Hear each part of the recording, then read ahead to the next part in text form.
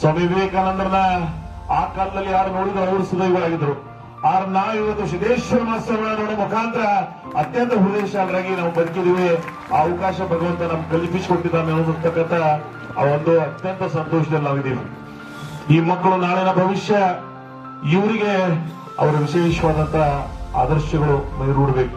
ನಾವೆಲ್ಲ ಹಿಂದೆ ಕೇಳ್ತಿದೀವಿ, primary education ಒಳಗೆ ಸ್ವಾಮಿ ವಿವೇಕಾನಂದರ ಆದರ್ಶಗಳನ್ನ ನಮ್ಮ ಜೀವನದ ಭಾಗ ಆಗಬೇಕಾಯ್ತು. ಅದು ಇವತ್ತು ಯಾರನ್ನ ಹೇಳ್ತೀವಿ ಅಂದ್ರೆ ಪೂಜ್ಯ ಸಿದ್ದೇಶ್ವರ ಮಹಾಸ್ವಾಮಿಗಳ ಬದುಕು ನಮ್ಮದಾಗಿರ್ಬೇಕು ಅಂತಕ್ಕಂಥ ಭಾವನೆಯಿಂದ ನಾವೆಲ್ಲ ಬದುಕಬೇಕಾಗಿದೆ. ಅದಕ್ಕಾಗಿ ಒಂದು ಆದರ್ಶ ವ್ಯಕ್ತಿತ್ವ ನಮ್ಮೆಲ್ಲರಿಗೂ ಪ್ರೇರಣೆಯಾಗಿದೆ. ಮಹಾಸ್ವಾಮಿಗಳೆಲ್ಲ ವೇದಿಕೆಯಲ್ಲಿದೆ. ಬದುಕಿ ಈ ದೇಶದಲ್ಲಿ ಶಿಕ್ಷಣ ರಂಗಕ್ಕೆ ಸರ್ಕಾರದಿಂದ ಹೆಚ್ಚಿನ ದೊಡ್ಡ ಕೊಡುಗೆ ಯಾವುದಾದ್ರೂ ನೀಡಿದರೆ ಅದು ಮಠಮಾನ್ಯಗಳು ಸಹಿತ ನೀಡಿವೆ.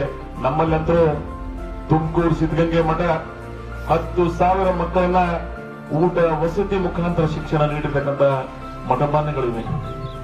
ಸುತ್ತೂರಾಗಿರ್ಬೋದು, ಇಂಥ ಅನೇಕ ಮಠಮಾನ್ಯಗಳು ನಮ್ಮ ಈ ನಾಡಿಗಾಗಿ, ಈ ದೇಶಕ್ಕಾಗಿ ತಮ್ಮದೇ ಆದಂತಹ ಕೊಡುಗೆಗಳನ್ನು ನೀಡಿವೆ.